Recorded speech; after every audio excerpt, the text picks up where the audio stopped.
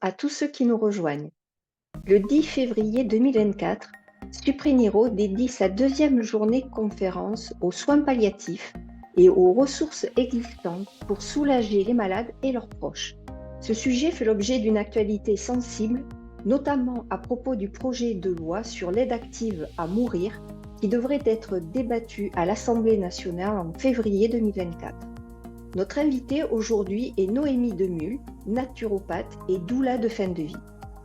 Si comme moi, vous ne savez pas ce qu'est une doula et que vous recherchez ce mot dans le dictionnaire, la première définition qui apparaîtra est femme qui propose un accompagnement non médical de la grossesse et de l'accouchement. Or, Noémie pratique l'accompagnement non médical des personnes qui vivent des changements importants de leur vie. Deuil, déménagement, licenciement, choc émotionnel, passage en soins palliatifs et fin de vie. Vous allez l'entendre, cette jeune femme souriante va nous raconter son quotidien et comment elle accompagne les personnes jusqu'au bout de leur expérience.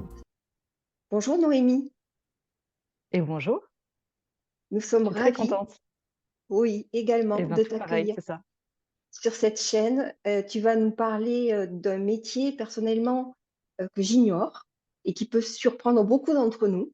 Et je suis très curieuse de savoir quel est ton quotidien et ce que tu as à nous raconter de ta propre expérience.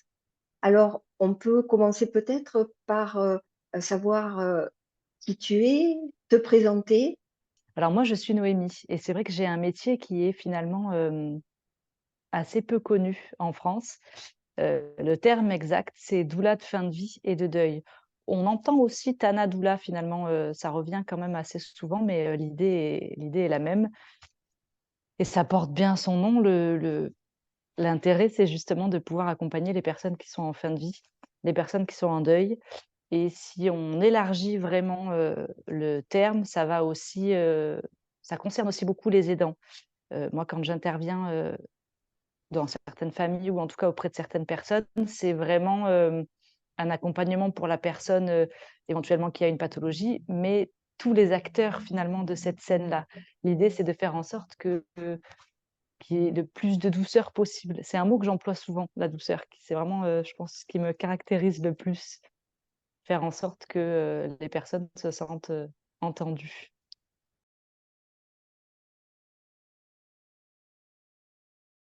C'est qu'il y a rien de médical avec la Thana. On est, on est souvent alors il y a un mot qui revient assez souvent que je trouve assez intéressant, c'est ce principe d'être une facilitante. Donc de permettre de pouvoir faire le lien justement à nouveau entre chaque acteur, de cette scène-là de fin de vie et de pouvoir, faire un relais quelque part sur les personnes qui sont concernées, mais vraiment il y a absolument rien de médical. Alors il y a un paramètre évidemment psychologique, en tout cas psychologique, je ne sais pas si c'est le mot, mais émotionnel, ça c'est certain. Parce qu'à nouveau, ce sont des moments de vie. J'insiste sur ce mot-là parce que ça reste des moments de vie qui sont assez intenses, qui vont soulever beaucoup d'émotions, quelle que soit la personne dont on parle. Et du coup, c'est important de se sentir en sécurité.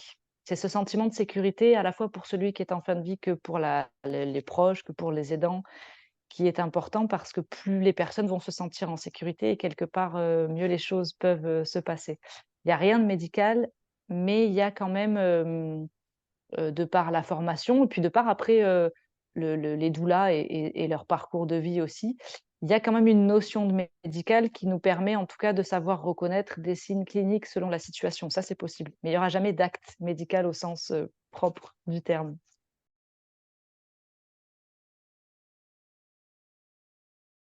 C'est possible de faire ce lien-là. Là, quand tu me poses cette question, entre autres, j'ai le souvenir d'une famille, d'un couple de personnes âgées chez qui je suis intervenue. Où effectivement, quand je suis arrivée sur place, alors on n'était pas forcément nécessairement sur une fin de vie, on est sur un cancer généralisé, donc on est de toute façon sur une scène de vie qui est quand même assez avancée, mais pas une fin de vie au sens, strict du terme. Et c'est vrai qu'en arrivant dans le domicile, je me suis rendu compte que le mari, donc c'est l'épouse qui était concernée, le mari avait minimisé auprès du médecin traitant l'état de sa femme et il y avait quelques détails qui sont quand même des gros détails qui étaient pas forcément mis en place. Donc, je pense à un lit médicalisé, je pense à un fauteuil roulant parce que lui, avait besoin de croire que, qu'on n'en était pas là et qu'il y avait pas besoin de tout ça. Et quand tu es dans le quotidien, tu te rends vite compte, il faut que tout le monde soit en sécurité à nouveau, donc il y avait ces besoins-là. Donc là, effectivement, j'ai appelé le SIAD, j'ai appelé, le médecin traitant, j'ai appelé, les infirmières et tout le monde est particulièrement, ouvert à ça, finalement. C'est tout à fait possible. L'idée, c'est vraiment de faire le lien et parfois ça suffit. Je viens, je fais le lien entre tout le monde et je repars.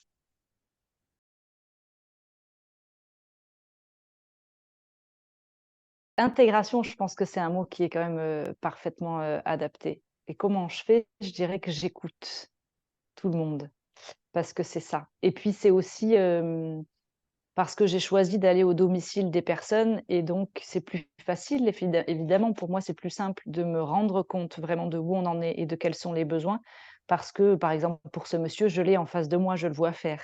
Donc il peut pas minimiser, il peut pas cacher, ce qui se passe au quotidien puisque je suis là quelque part. Que c'est plus facile quand il a le médecin traitant au téléphone de dire que tout va bien et que c'est OK évidemment, c'est beaucoup plus simple derrière un téléphone de faire comme ça. Donc je crois qu'il y a beaucoup d'écoute. C'est cette notion d'écoute de toute façon qui revient beaucoup sur un accompagnement de fin de vie ou de deuil. C'est ce qui permet, une vraie écoute, c'est ce qu'on appelle une écoute active, pas superflue, vraiment ce qui va permettre de pouvoir déceler éventuellement les manques ou en tout cas les choses qui ont besoin d'être renforcées.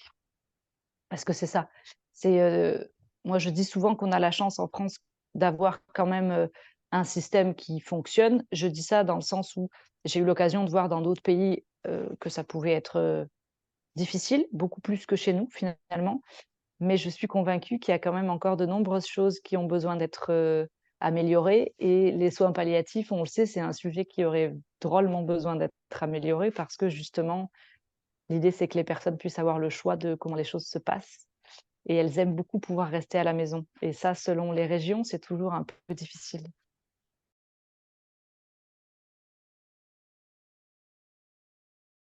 Ça a pu déjà arriver d'avoir un écho, de personnes qui me disent: «Est-ce que tu marches pas?» entre guillemets sur les plates-bandes, des soignants ou ce genre de choses et très souvent justement quand on est en lien avec eux, ils expriment qu'ils sont satisfaits de savoir que justement on est de plus en plus nombreuses parce que je connais surtout que des femmes pour être, pour être franche.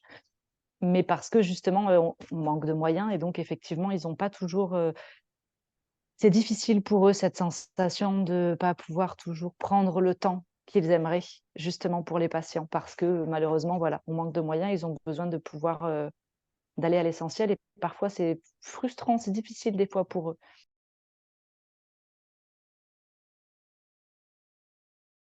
Alors moi, je me suis formée auprès de Marie-Christine Laville avec l'Institut Deuil et Doula de fin de vie, qui est un institut qui est basé à Besançon. Très près de la Suisse, parce qu'on va pas se mentir, c'est assez intéressant à observer d'ailleurs, effectivement, quand on est sur ce versant-là de la France, arriver quelque part en disant: «Je suis doula de fin de vie», ça ne dénote pas du tout. Hem, sur le reste partie de la France, c'est toujours un peu plus délicat, mais donc il y a cet institut qui existe, qui a été créé par Marie-Christine Laville à la demande de Rosette Poletti, qui elle est basée en Suisse, qui est, en tout cas dans notre secteur, qui est quand même assez connue, qui est une pionnière en tant qu'infirmière en soins palliatifs et qui a eu à cœur de pouvoir, heu, créer cette formation en partant sur quelque chose qui existe depuis déjà, longtemps. Parce que finalement le principe, il est un peu le même quelque part que ce qu'on pouvait avoir il y a de nombreuses années. C'est une présence à domicile, pour la personne qui est concernée. On est, on n'est pas non plus très, très nombreuses en France. Il y a beaucoup de formations qui existent au Canada. Il y a une formation de mémoire qui s'appelle Plume, qui existe aussi en plus de celle que moi j'ai faite. À ma connaissance, c'est tout. Peut-être qu'il y en a d'autres, mais à ma connaissance, c'est tout. Par contre, ce qui est sûr, c'est qu'on est peu nombreuses quand même à faire ce métier-là et si je devais élargir un peu la question, je dirais que moi, j'ai la particularité de faire ce métier-là en itinérance, donc en me déplaçant du coup avec un camion que j'ai aménagé pour aller justement au domicile des personnes qui veulent rester justement à domicile et pour qui ça peut être éventuellement un peu compliqué. Des comme ça, j'en connais pas par contre, des doulas de fin de vie, itinérantes avec moi ce que j'ai appelé la doula mobile. Pour l'instant, a priori, je pense que je suis la seule en France à le proposer sous ce format-là, du coup.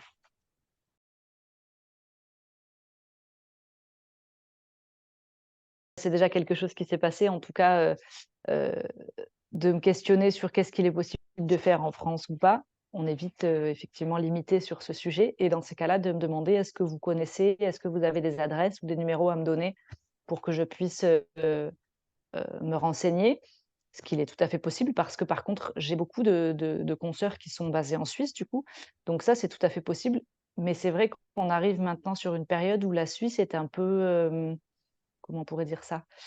Surchargée, quelque part, parce que, parce qu'ils récupèrent, en tout cas les Français qui à un moment donné, ont cette envie, ont ce besoin peut-être de pouvoir, discuter de ce sujet-là et donc ils sont un peu, saturés. La Belgique aussi, ça peut être un peu difficile. Donc on a les coordonnées, c'est tout à fait possible de les rediriger. C'est pas toujours évident après de le mettre en place, d'autant qu'en Suisse, il faut être suisse.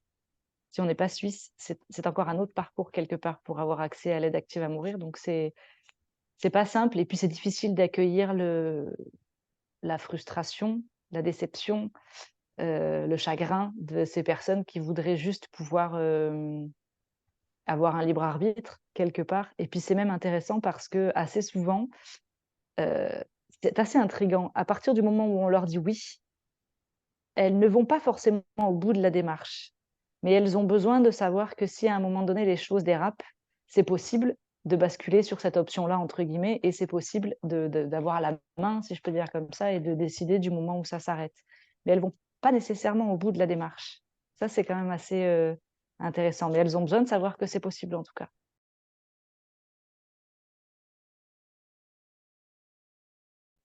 Quand même, en tout cas de mon expérience, c'est plus souvent une histoire de gestion de la douleur et puis c'est de pas vouloir atteindre ce seuil où on est, effectivement complètement dépendant des autres et où on reflète une image dont on n'a pas envie. Quand on est sur une pathologie pour laquelle on sait qu'il y aura une mort à un moment donné et qu'on sait qu'on arrive sur ce seuil, de palliatif où les choses se dégradent considérablement, on connaît le bout du chemin, donc on sait que quelque part et c'est ce qui est important finalement dans ce cadre-là. On ne parle pas de donner l'aide active à mourir, à quelqu'un qui est en pleine santé, parce que c'est encore un autre sujet qui est tout aussi important, mais qui est encore différent finalement. Quand on est sur une pathologie où de toute façon la mort sera là, les gens ont besoin de pouvoir, décider du moment où ça s'arrête. Au-delà même d'être une charge, je pense qu'il y a quand même une gestion de la douleur aussi. Il y a quand même, une peur de comment je vais être émotionnellement, mentalement, physiquement et de pas vouloir atteindre, ce seuil-là, quelque part.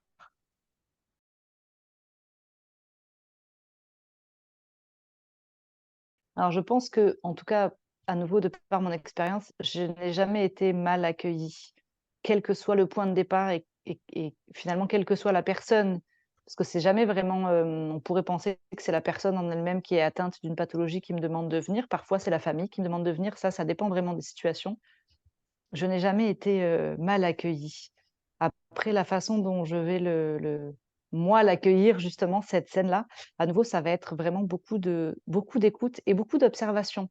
D'abord, de chacun, de la position de chacun et de comment l'unité familiale fonctionne parce que ça c'est quand même très propre à chacun et donc de ce postulat-là, ça va être, des suppositions. Si tu veux, une doula de fin de vie, quand on me demande qu'est-ce qu'elle fait concrètement, elle peut «tout faire» entre guillemets, il y a pas vraiment de limite. L'idée, c'est de faire ce qui peut aider. Donc si c'est nécessaire à un moment donné pour que la personne en fin de vie se sente bien et à nouveau en sécurité et dans la douceur, qui ait ce besoin de régler des conflits familiaux, c'est possible de participer à ça. C'est tout à fait possible à un moment donné. Alors ça peut être de manière frontale, c'est rarement de manière frontale quand même, parce que le but du jeu, c'est pas d'enclencher toute une thérapie familiale non plus. Mais ça peut être aussi, en tout cas moi, c'est mon fonctionnement, je prends beaucoup de notes. Parce que souvent les personnes qui sont en fin de vie, quand c'est possible et quand elles ont la conscience de pouvoir parler et de verbaliser des choses, elles vont avoir besoin de décharger justement ce qu'elles peuvent ressentir, que ce soit par rapport à elles-mêmes ou que ce soit par rapport éventuellement aux proches avec qui peut-être il y a une rupture. De pouvoir, me déposer ce qu'elles aimeraient que la personne puisse recevoir après. Ça, c'est quelque chose qui est possible. En tout cas, ça fait partie des choses qui sont, que moi j'aime faire. Parce que je crois que c'est important de pouvoir partir en ayant l'esprit serein quand même. Donc ça participe.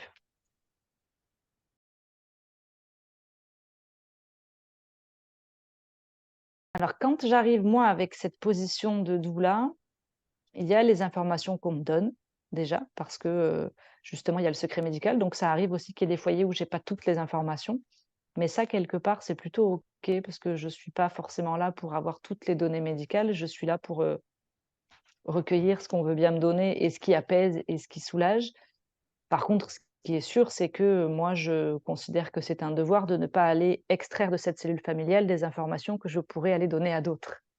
Ça, c'est une certitude. Il y a des situations que je peux éventuellement partager avec des consoeurs quand il y a un sentiment pour moi de difficulté, éventuellement. Ça, c'est possible, mais d'un point de vue médical, jamais. D'un point de vue médical, ça, c'est très, le secret médical, finalement, en tout cas pour moi, il fonctionne qu'on soit dans le médical ou pas, finalement. À partir du moment où on est acteur d'une scène comme celle-là, c'est important c'est de la vie privée, c'est important quand même d'avoir une certaine notion de silence sur ce qu'on peut traverser. Il y a que moi, finalement, qui sais exactement tout ce que je peux, être amenée à entendre quand j'interviens.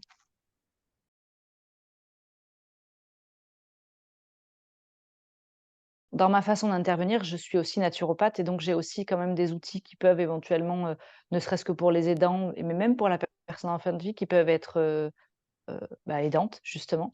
Je pense aux huiles essentielles, par exemple, tout ce qui est olfactif peut être particulièrement apaisant pour la personne qui est en fin de vie. Donc j'ai quand même besoin d'avoir quelques réponses parce que le but, c'est de faire en sorte qu'il y ait pas de contre-indication, qu'il y ait pas d'effets secondaires, qu'il y ait pas toutes ces choses-là. Mais en règle générale, spontanément, la famille ne me demande pas comme ça frontalement de ne pas verbaliser les informations parce que je pense que c'est induit dans la situation d'elle-même. Ça fait sens pour tout le monde. Par contre, c'est vrai que quand on intervient en tant que doula de fin de vie, il y a un contrat qui est signé, qui est à mon sens plus de l'ordre, d'une protection qu'autre chose.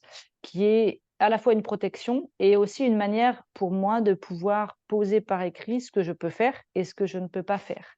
Donc je peux tout à fait participer, par exemple, au change de la personne, ça c'est des choses qui sont complètement OK, mais je ne ferai pas à nouveau d'acte médical et ça c'est important de le préciser parce que ça peut arriver dans une situation où quand il est, 3 heures du matin et que, tu te retrouves au domicile de la personne et qu'il y a des problèmes de perf ou qu'il y a ce genre de choses, ça n'est pas quelque chose que je suis en mesure de faire. Donc pour que les personnes chez qui je vais intervenir comprennent ce moment où je ne peux rien faire d'autre que d'être là et d'attendre qu'il y ait quelqu'un de médical qui intervienne à ce moment-là, du coup. Ça permet vraiment de poser les choses pour que ce soit clair dans l'esprit de tout le monde, que c'est important quand même.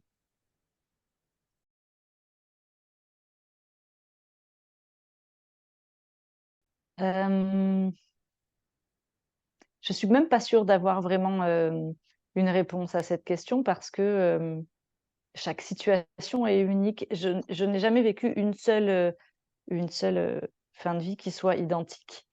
Donc, il y a toujours des choses qui peuvent être, plus ou moins marquantes. Je crois qu'à la limite, ce serait plus de l'ordre de l'accompagnement de deuil, où là, effectivement, il y a des accompagnements qui ont été plus intenses que d'autres. Sur la fin de vie, finalement, j'ai pas de réponse à cette question. Quelque part, c'est unique à chaque fois, ça c'est sûr. Ce sont des moments qui sont, empreints de vie, beaucoup. C'est des moments où, ça peut paraître surprenant, mais par exemple avec les proches, il y a souvent beaucoup de rire parce qu'il y a besoin de décharger à un moment donné et aussi parce que c'est ma manière d'amener les choses pour faire en sorte que, à nouveau, la douceur s'invite sur cette scène-là. J'ai pas vraiment d'accompagnement qui a été plus difficile qu'un autre.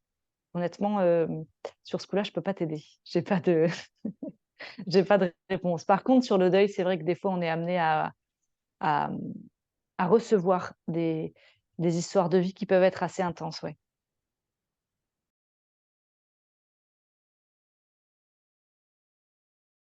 Déjà, effectivement, j'ai quand même un parcours qui est, plus ou moins jalonné par la mort. C'est-à-dire que j'ai quand même beaucoup de personnes dans ma sphère, personnelle qui sont décédées. Donc, assez jeune, j'ai rapidement compris quand même que la mort, va et vient dans le quotidien de chacun. Donc, ça m'a permis assez tôt d'avoir une vision paradoxalement assez douce. Et puis, à la suite de ça, donc vraiment, c'est vrai que c'est assez troublant quand on regarde mon arbre généalogique, effectivement, il y a beaucoup de personnes qui sont plus là. Et puis, à la suite de ça, j'ai, mon épouse qui a eu un glioblastome, il y a quelques années de ça, dont elle est décédée du coup à la maison, parce qu'on avait fait le choix de tout faire à domicile avec, l'hospitalisation à domicile, avec, tout ce qu'on peut connaître justement, des soins palliatifs mobiles. Et quelque part, ça a mis en lumière des choses que j'aurais aimé recevoir à cette époque-là, que j'aurais moi aimé recevoir, mais que j'aurais aimé qu'elle, elle puisse recevoir aussi. Et là, je me suis dit quand même, il y a peut-être quelque chose, il y a peut-être quelque chose à faire. Et il se trouve que dans mon parcours, au moment où ça s'est manifesté, je devais en tout cas rédiger un mémoire, sur la naturopathie, dont j'avais choisi comme sujet les soins palliatifs et la naturopathie. Et donc un jour, je me retrouve, et c'est un souvenir qui est particulièrement marquant, par chercher sur Google soins palliatifs et naturopathie en me disant: «De toute façon, Noémie, je doute que tu trouves quoi que ce soit sur ce sujet, mais tape-le quand même sur Google, on ne sait jamais qu'est-ce qui peut sortir de ça». Et je suis tombée sur le site de Marie-Christine Laville. Je lis son site et je me rends compte que cette vision que j'ai de la mort, de l'accompagnement, du deuil, ça n'est pas juste dans mon esprit, c'est quelque chose qui existe. Et là, il y a vraiment quelque chose qui s'allume, comme si effectivement tout mon parcours personnel prenait sens. Je me dis tout d'un coup: «C'est ça, en fait». C'est ce que je fais déjà quelque part, officieusement, parce que j'ai toujours été celle vers qui on se tourne quand il y a une fin de vie ou quand il y a un deuil, et je me rends compte que c'est possible, d'en faire un boulot, en fait, et j'ai trouvé ça absolument fantastique, et encore aujourd'hui, je trouve ça absolument fantastique. Je me réveille chaque matin en me disant: «C'est absolument fantastique de pouvoir offrir ça, aux personnes qui en ont, besoin». Donc je crois que le déclencheur est quand même là, du coup.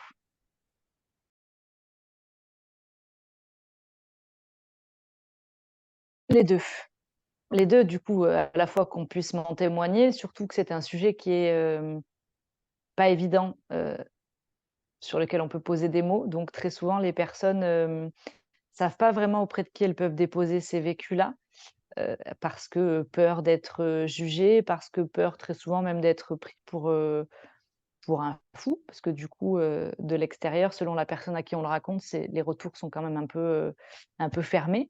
Et puis c'est des choses que j'ai moi aussi, ressenti et traversé, parce qu'à partir du moment où on est, aussi proche, de la fin, et qu'on est là, effectivement, il se passe beaucoup de choses, et c'est d'ailleurs quelque part un peu ce qui aide à savoir, c'est difficile de trouver des mots, à savoir vraiment, à quel moment va être le départ, parce que justement dans les perceptions, il y a des choses qui se passent quand on accompagne une fin de vie. Donc au-delà même de physiologiquement les symptômes cliniques d'une fin de vie, ou en tout cas du moment où on se rapproche de la fin de vie, il y a quand même des perceptions qui ne peuvent pas être démontrées par les expériences, mais qui se ressentent quand même comme telles, que ce soit pour moi ou pour les autres doulas de fin de vie. Ça, c'est un sujet qui est, alors qui, je pense, passionne beaucoup de doulas de fin de vie. J'ai eu l'occasion d'aller en Suisse en septembre 2023, où, le thème de la journée de conférence, c'était les expériences de mort imminente, les expériences de mort partagée et tous ces sujets-là. Et ça a été déjà particulièrement agréable, comme c'était en Suisse, de pouvoir aborder le sujet de manière, normale, parce qu'il y a pas d'autre mot, hein, quelque part. Et ça a surtout permis de se rendre compte qu'on était assez nombreuses et nombreux à déjà avoir vécu ces moments-là. Donc je pense que ça va être, je pense que c'est un sujet qui compte.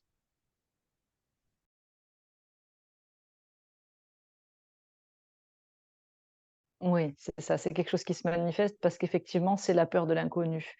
Donc il y a dans la mort quelque chose dont on ne sait pas, et peut-être qu'on ne saura jamais vraiment exactement qu'est-ce qui peut se passer une fois qu'on est mort, mais en tout cas, le fait qu'il y ait ces perceptions, le fait qu'il y ait ces expériences-là qui se manifestent, ça rassure beaucoup, parce que ça donne, à nouveau, ça donne quelque chose de beaucoup plus doux, et c'est aussi pour ça que c'est intéressant de pouvoir être présent sur une fin de vie, parce que parfois ça fait un peu peur. D'avoir ces perceptions-là peut provoquer de l'anxiété autant sur la personne en fin de vie que sur les proches. Parce que moi, ça m'est déjà arrivé, par exemple, d'avoir, des proches qui tout d'un coup m'appellent en me disant: «C'est bizarre, Elle me dit qu'il y a de la lumière et puis elle me dit que, il y a des proches décédés qui sont là. Elle parle comme si, tati ou papy étaient là et c'est un fait. Effectivement, il se passe des choses dont on n'aura jamais vraiment l'entièreté du détail, mais il se passe des choses. Donc à partir du moment où on peut poser des mots là-dessus, tout le monde est beaucoup plus détendu.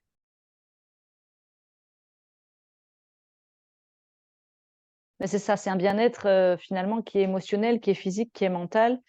Et en toute transparence, c'est un sujet qui n'est pas forcément évident parce que justement pendant la formation, on nous met presque en garde sur ce sujet-là, en nous disant: «On est quand même sur une période où effectivement, d'arriver déjà en étant, doula de fin de vie et de deuil, ça peut être perçu de manière un peu étrange. Si on y accole une part de spiritualité, ça peut vite donner un discours déformé, qui n'est pas ce qui est, mais qui peut quand même arriver. Donc on nous met même en garde en nous disant: «Faites attention aux termes que vous utilisez, à la façon dont vous expliquez les choses, pour pas être vu comme quelque chose de sectaire». Parce que finalement, il y a eu un article dans je ne sais plus quel journal il y a quelques mois où vraiment le terme, c'était presque ça, c'était de dire: «Les doulas de fin de vie, il y a quelque chose de l'ordre de la secte».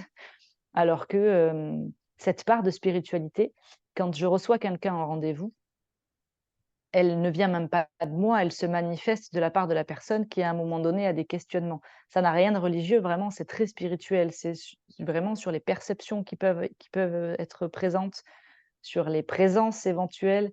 Ce sont les personnes elles-mêmes qui ont besoin de parler de ça à un moment donné parce qu'elles voient des choses, elles sentent des choses et donc elles ont besoin d'être rassurées. Tu as raison, je pense que ça participe au fait que les personnes puissent partir en étant, dans la sérénité quelque part.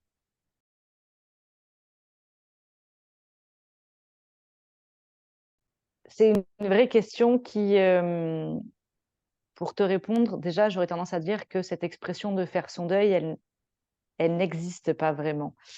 Cheminer sur son deuil, c'est quelque chose qui est, correct. Faire son deuil, ça sous-entend qu'il y a un début et ça sous-entend qu'il y a une fin. Il y a un début, ça c'est certain. La fin, elle, elle dépend des personnes. Donc finalement, le principe de deuil pathologique intervient à partir du moment où vraiment psychologiquement, il y a, une faiblesse, il y a un état, de dépression qui s'installe, où il y a vraiment quelque chose c'est là qu'il faut faire la distinction finalement entre état dépressif et dépression, ce qui est 2 choses complètement différentes finalement. Donc sur le chemin de deuil, si on s'en tient au à ce que des fois la société veut nous laisser croire, le délai, on va dire, légal, c'est, qu'à partir de 6 à 12 mois, il faudrait que ça aille mieux.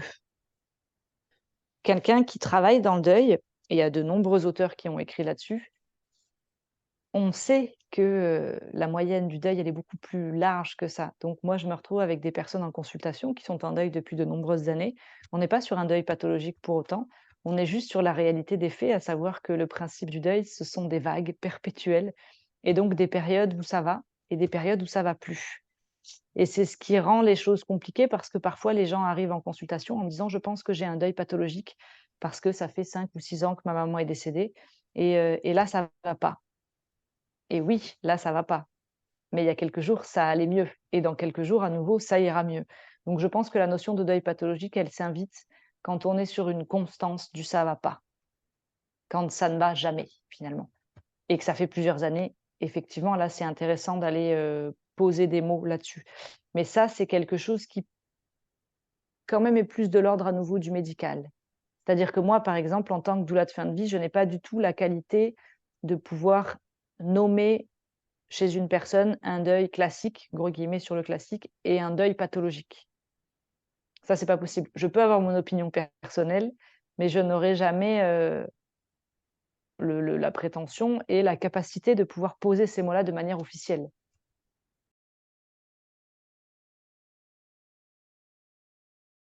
C'est un mot qui fait peur. C'est un mot qui fait peur et c'est un tout petit mot, hein, 4 lettres. C'est pas grand-chose, mais effectivement, c'est un mot qui fait peur, vraiment. Et puis, il y a presque quelque chose de l'ordre de c'est contagieux. C'est-à-dire que des fois, les gens ont peur que en fait, c'est qui tout double. Soit on se retrouve avec des personnes qui ont effectivement très peur de ce mot-là et très souvent, ce sont des personnes qui ont peur de leur propre mort et donc c'est pas méchant, ça part jamais d'une mauvaise intention, mais effectivement, ce sont des personnes qui sont pas à l'aise avec leur propre mort et donc forcément ne seront pas à l'aise avec le fait qu'on parle de ce sujet-là. Et à l'inverse, tu as des personnes qui ont besoin d'en parler parce que très souvent, ce sont des choses qu'elles ont vécues, donc elles ont besoin qu'il y ait des mots qui soient posés là-dessus. Mais ce mot-là, heu, c'est surprenant parce que vraiment, c'est un mot qui fait peur. Donc on trouvera toujours des expressions différentes et même quand on parle du décès de quelqu'un, il est parti ou il s'est endormi ou il y a plein de manières différentes de pouvoir exprimer que quelqu'un est décédé, mais juste de dire, «Papy est mort», il y a c'est perçu comme quelque chose de brutal. C'est un mot qui est devenu brutal, alors que finalement, il n'est que l'autre versant de cette pièce qu'on a tous. D'un côté, il y a la vie, de l'autre côté, il y a la mort. Ça va ensemble quelque part. Mais c'est un mot qui, au fil du temps, est devenu péjoratif. Donc c'est difficile.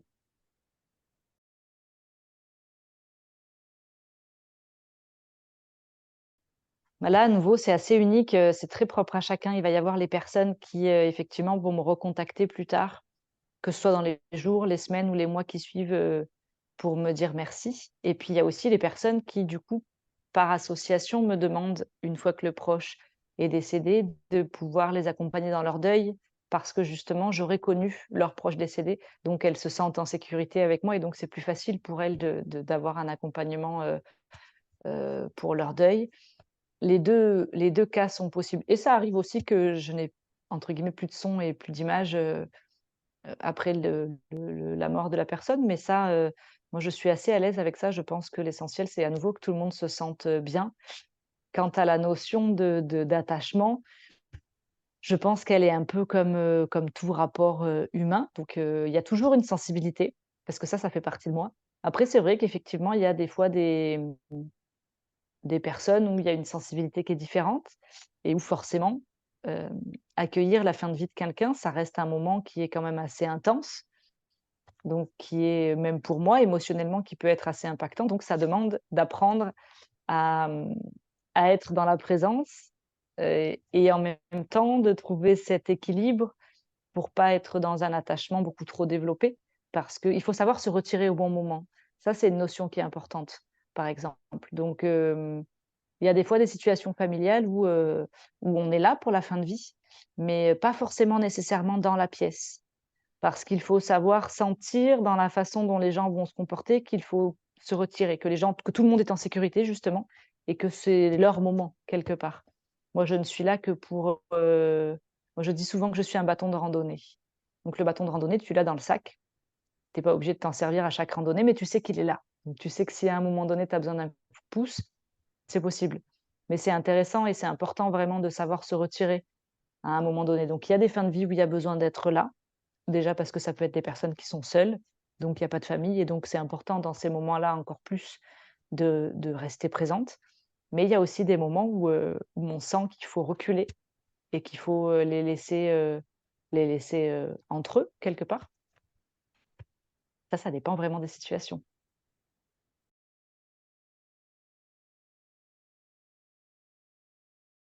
Un peu de tout. J'ai eu des personnes qui viennent me voir de manière très ponctuelle parce que juste une fois, elles ont besoin de pouvoir, déposer. Et ça suffit quelque part pour qu'elles puissent, continuer leur vie et se sentir, mieux. Et puis j'ai des personnes, qui traversent des choses plus ou moins difficiles, qui là, par contre, ont besoin de quelque chose de beaucoup plus régulier. Sur leur chemin, ça les rassure et puis ça leur permet justement de vraiment aller en profondeur parce que le deuil vient quand même réveiller des choses qui sont là depuis déjà quelque temps, qui sont plus ou moins mis sous le tapis et l'impact, la violence du deuil, les émotions du deuil viennent vraiment, réveiller des choses qui ont besoin d'être accompagnées. Le parallèle que moi je fais, qui n'est pas le parallèle que tout le monde, peut faire, mais en tout cas moi dans ma vision des choses, c'est que la vie est faite de plein de petites morts. Donc il y a la mort avec un grand M sur une fin de vie et il y a toutes ces fins de cycle qu'on est tous amenés à traverser à un moment donné. Hem Et qui vont provoquer un état de choc et dans le deuil que ça sous-entend, c'est souvent une histoire de deuil de soi. Un déménagement, par exemple, ça va être la personne se sépare d'un bien qui certes est matériel, mais dans lequel elle aura vécu de nombreuses choses. Donc il faut accueillir que ce sont des choses qui ne se manifesteront plus et que ces murs-là, cette sensation de sécurité dans ces murs-là n'auront plus lieu et surtout qu'il y avait la personne telle qu'elle était à l'emménagement et la personne telle qu'elle est maintenant au déménagement. Et ça marche de la même manière, évidemment, avec un divorce ou ou autre situation maritale qui se modifie. Le deuil animalier, là, c'est encore autre chose parce que, on peut quand même, maintenant, être juste transparent et dire que, les animaux, ils sont là, tous les jours. C'est le lien qui est parfois, pour certaines personnes, même le plus fort dans leur vie. Donc le jour où l'animal décède, les conséquences sont quand même assez, dévastatrices sur un quotidien. Tout d'un coup, c'est un repère qui éclate complètement. Parce que c'est ça, en fait, c'est une histoire de fondation et de repères qui tout d'un coup, éclate en plein vol. Donc il y a les personnes qui s'en rendent compte tout de suite et qui très vite demandent à être accompagnées. Et puis il y a celles qui en ont un peu moins conscience et qui me demandent d'intervenir quand justement émotionnellement ça devient trop compliqué et qu'elles comprennent pas pourquoi. Et là, on prend le temps d'en discuter. Donc, comment je démarre un rendez-vous? Très souvent, ça, c'est l'idée, c'est déjà de savoir qu'est-ce qui a donné envie à la personne de venir me voir? Quelle est sa situation de vie?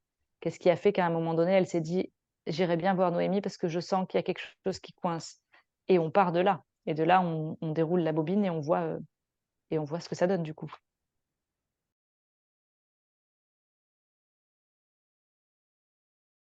Elle me trouve sur les réseaux sociaux. Parce que j'ai choisi, tu vois? Je sais même pas si c'est l'expression, adapté. J'ai démarré un compte Instagram, quand je me suis installée en tant que naturopathe et puis j'avais quand même ce sentiment qu'effectivement la mort était un sujet tabou. C'est paradoxal parce que c'est tabou et en même temps les gens ont envie et besoin de parler de ça. Donc ça a démarré sous forme de vidéo, ici, voilà, dans le salon où, je me suis, assise par terre et j'ai fait une vidéo pour parler de la mort et pour parler du deuil et j'ai été particulièrement surprise de l'engouement autour de cette vidéo.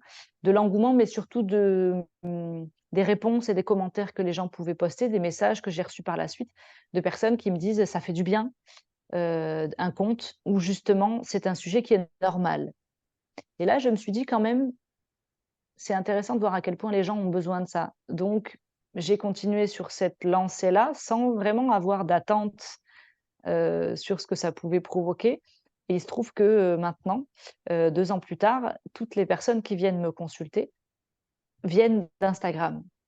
Ça me paraît fou de le dire, mais effectivement, elles me trouvent sur les réseaux et puis le bouche à oreille maintenant a quand même aussi beaucoup fait le boulot donc je me retrouve avec, beaucoup de personnes qui du coup, alors c'est des fois c'est dans un même foyer donc j'ai eu par exemple l'exemple d'une maman dont le mari était décédé qui est venu me consulter et puis quelques mois après, c'est son fils qui m'a appelé en me disant, «Voilà, ma maman vous a consulté pendant quelques mois. Il se trouve que, bah, j'ai moi aussi beaucoup de difficultés dans mon deuil. Est-ce que ce serait possible d'être accompagnée?» Donc c'est un peu les 2, c'est du bouche à oreille et puis c'est beaucoup les réseaux. Alors moi, je t'ai découverte par l'intermédiaire d'une, radio, sur laquelle, Mmh. tu m'as interviewée, très gentiment et du coup, j'ai tapé moi aussi ton nom, dans la barre, de recherche et j'ai été vraiment impressionnée du nombre de followers que tu as sur Instagram. Effectivement, sur ton Mmh. compte, je crois que Ouais, tu as c'est près de 5 000, followers, c'est ça? Je me trompe? ouais, c'est ça, c'est un 5 000, 5 007, quelque chose comme ça, ouais. Voilà et puis également sur les avis Google qui sont, très positifs pour toi. Donc c'est voilà, c'est assez, touchant effectivement, de voir à quel point les gens ont envie de s'abonner à toi, à ce que tu racontes et à te soutenir également. Donc d'ailleurs, je précise de ça, de cet aparté pour dire que je mettrai le lien vers ton Instagram dans la description de la Mmh. vidéo pour que les gens puissent, te Avec trouver. plaisir. Sinon, tu es sur, la région bordelaise. Oui, Tu te déplaces donc partout avec ton camion, mobile. Donc, c'est ça, ouais. je vais mettre donc également l'adresse de ton site sur lequel on peut te contacter directement par téléphone, et cetera. Heu, Et je suis particulièrement disponible. Je pense que c'est quelque chose que j'ai eu à cœur d'instaurer à un moment donné, de pouvoir permettre aux personnes de déposer ce qu'elles ressentent et ce qu'elles traversent. C'est ce qui fait que je reçois beaucoup de messages sur Instagram de personnes qui, ne viennent jamais me consulter de manière directe, mais consultent mon compte Instagram et ça leur permet d'acquérir malgré tout des outils ou en tout cas d'entendre des mots dont elles ont besoin dans l'instant et ce qui adoucit quelque part justement la fin de vie de leurs proches. Hem, donc j'ai ce compte Instagram, il est, il est comme moi, il aime faire en sorte que ce soit un sujet dont on parle et je suis quelqu'un de particulièrement, joie, donc je fais en sorte que, ce compte puisse relier la mort et malgré tout la vie, en fait. C'est assez, et c'est particulièrement touchant d'avoir les retours des personnes qui effectivement, me confirment que je transpire la joie et la vie. Ouais, comme quoi, ce phénomène, de fin de vie est pas forcément associé à de la tristesse. Ce qui ressort des personnes qui accompagnent, quand elles vont jusqu'au bout, c'est justement ce sentiment de paix et finalement la joie, c'est peut-être la définition de la joie, c'est pas forcément rire aux éclats ou mais c'est juste être là, présent, être C'est ça capable de respirer et de vivre l'instant, en communion, en fait, et d'accueillir et puis d'accueillir. d'accueillir ce qui est. Parce que tu vois, le mot acceptation, par exemple, c'est un mot que j'aime un peu moins parce qu'il a quelque chose de strict et d'un peu rigide et moi je dis souvent c'est une notion d'accueil. C'est une notion d'accueil de ce qui est et de cette faculté de on ne peut pas changer ce qui est. Donc plus on arrive à l'accueillir quelque part et plus les choses sont douces. Alors, j'ai pas de baguette magique, ça les gens le savent et je leur répète assez régulièrement. Par contre, je pense que ça part quand même beaucoup de là, d'accueillir les émotions qu'on peut ressentir en lien avec, la fin de vie, la mort et le deuil.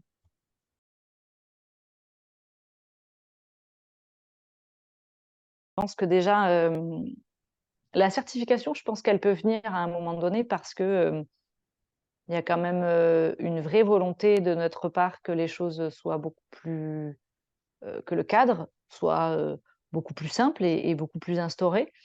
Je pense aussi, sans trop m'avancer, pouvoir dire qu'on sera beaucoup plus nombreuses parce que en tout cas pour ma part, je reçois, beaucoup de messages de la part de personnes qui justement découvrent et c'est très touchant comme moment parce que tu vois, c'est ce que je te racontais tout à l'heure. Moi, j'ai découvert ce métier en tapant sur un moteur de recherche et les personnes maintenant font ça, tapent sur leur moteur de recherche, tombent sur moi et donc m'offrent des mots que moi j'ai pu avoir à l'égard de Marie-Christine à l'époque, de me dire, «C'est fou parce que je découvre avec toi que ce que j'ai dans la tête, ça existe et que c'est possible» et ça, c'est un vrai, c'est quelque chose qui me suscite toujours beaucoup d'émotions parce que vraiment je le sais, je l'ai vécu, donc je sais ce que ça peut provoquer, donc d'être celle qui peut donner ce sentiment-là à quelqu'un, je trouve que c'est très beau et ce sont des personnes qui, à chaque fois, me disent: «Où est-ce que tu t'es formée? Qui est-ce que je peux appeler? Comment je peux faire?»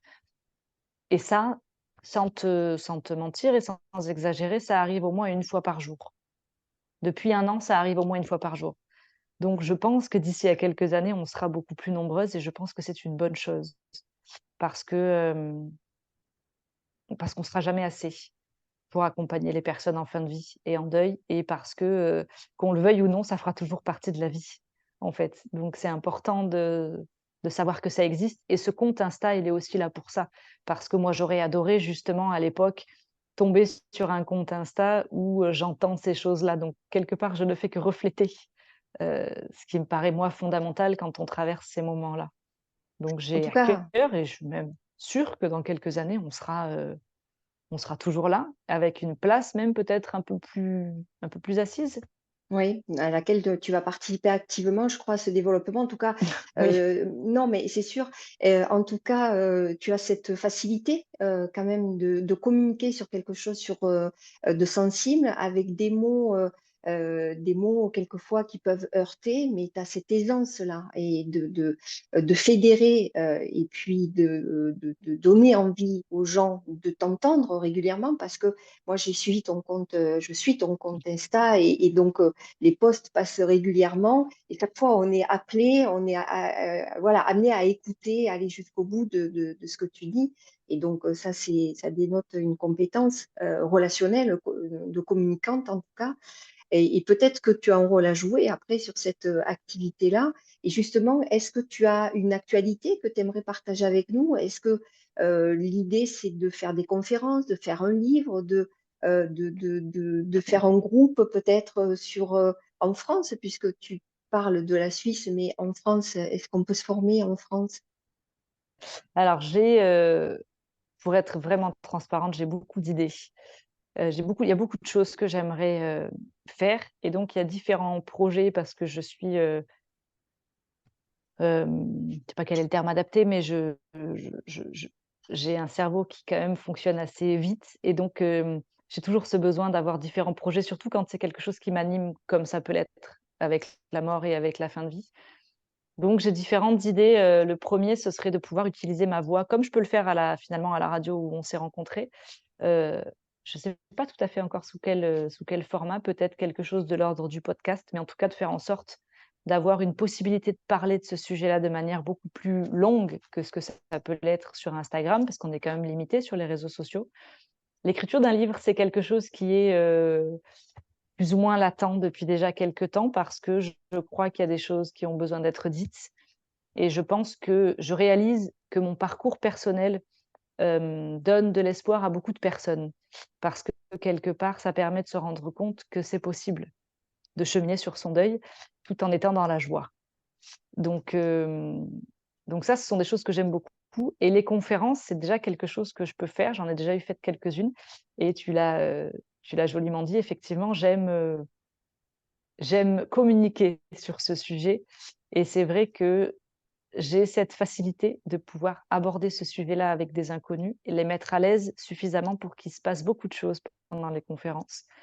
Donc il y a rien de prévu pour l'instant. J'en ai eu faites, 4 depuis les 6 derniers mois, heu et je suis toujours très ouverte aux propositions qu'on peut me faire, quand il est question de conférences. Donc pas d'actu précise pour l'instant, mais beaucoup de mouvements dans les mois à venir. Ça, c'est une sensation très personnelle. Mon instinct me dit qu'il y a beaucoup de choses qui vont se passer dans les mois à venir. Oui, mon intuition aussi. En tout cas, j'invite tous ceux qui seraient intéressés pour te recevoir justement en conférence ou peut-être même, auprès d'associations ou Mmh, peut-être, auprès de groupes pour parler, de ce sujet à des enfants, à des ouais, adolescents, à des c'est ça. scolaires ou autres, justement, à te recevoir pour pouvoir répondre à des questions, comme tu l'as gentiment fait, ici. Hem Je vais te remercier Noémie pour cet, échange pétillant, moi qui m'a beaucoup touchée en tout cas, ton activité me touche beaucoup. Je vais te laisser, le mot de la fin, mais auparavant je précise, que nos auditeurs pourront trouver toutes les infos, qui te concernent dans la description de la vidéo. Donc, surtout le compte Instagram, la page, également de ton site avec tes coordonnées et cetera. Donc, tout sera voilà. Je crois que tu participes également à une émission de radio une fois par, mois Oui, tout à sur le fait, une fois par bien-être. mois. Voilà, Oui, tu veux c'est nous en parler exactement un ça. petit peu?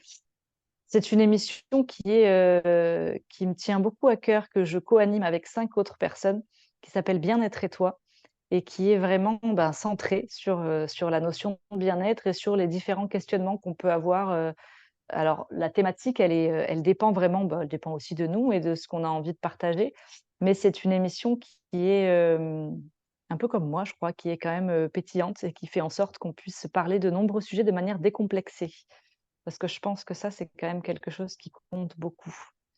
Et Alors puis, je vais le mot de la fin, ça, c'est un exercice qui est intéressant.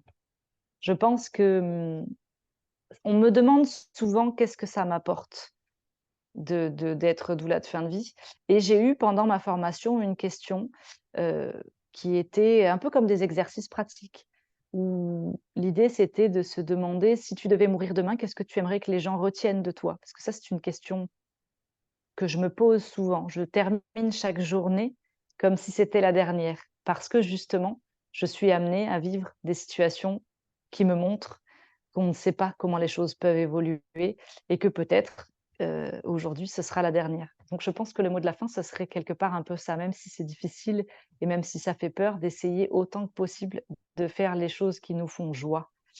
Parce qu'on ne sait pas de quoi sera fait demain et je pense que même si la vie est un peu compliquée, même très souvent compliquée, ça reste un cadeau dont il faut profiter. En tout cas, autant que possible. Je pense que ça peut être un bon mot de la fin. Merci Noémie. Eh ben, merci à toi.